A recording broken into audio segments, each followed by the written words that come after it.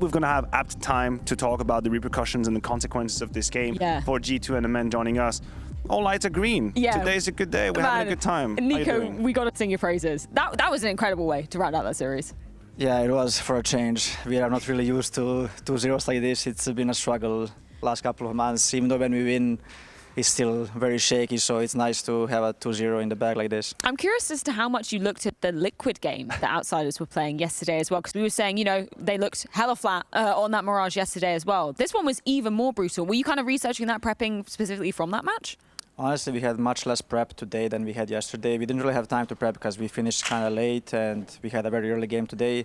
For Mirage, I think we had a very precise prep. I would say we knew how they do default, and once we shut the default down, we know when they're going to change the pace and so on. So it was very easy to control the game once we shut them down on the mid.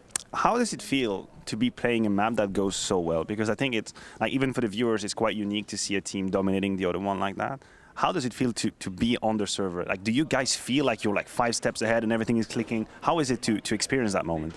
Yeah, I mean, it's the best feeling when you're playing, obviously. You're just when you're shutting them down so hard, you're just always a step ahead. You always, if you are having that dominant game, it's because you are a step ahead. You know, you always know when they're going to change the pace, when they're going to do this and that, you know. So it's much easier to play once you're in control of the game. So yeah, the life is easier, definitely. I can imagine now.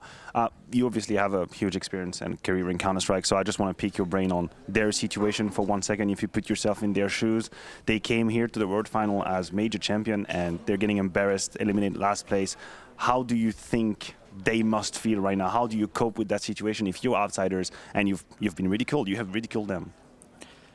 I mean, if I were them, and if I would have won a major a month ago, I wouldn't care about this event, honestly. Okay. I mean, but it also depends how they feel as a team. I don't know how they felt throughout the major. I don't know if they are feeling super confident, super strong. You know, maybe they we don't know how we won this. You know, so I don't know how they're feeling at the moment. But they can play some really good Counter-Strike. You know, so yeah, I think they should be pretty happy with just winning the major, honestly. NiKo, that was an incredible way to round out the series. But selfishly, I wanted to see Anubis being played because we haven't seen you on Anubis. Can you give us kind of maybe a temperature check as to how much you've been practicing Anubis? Anybody that's been looking kind of good on that map from scrims? I think we are one of the teams that practiced it the least because we didn't really have much time because we came back from the Blastful finals and then we had a couple of days of content for G2, so we really had limited time on the map. We did practice it and we are ready because the map is very simple, and you could see from all the interviews and the game that people are playing, the map is just easy right now to play, so we are not afraid to play it. Well, thank you so much, NiKo, for your time. Huge congratulations. We'll be seeing you progressing on forward in the World Finals. Go and celebrate with your team because we've got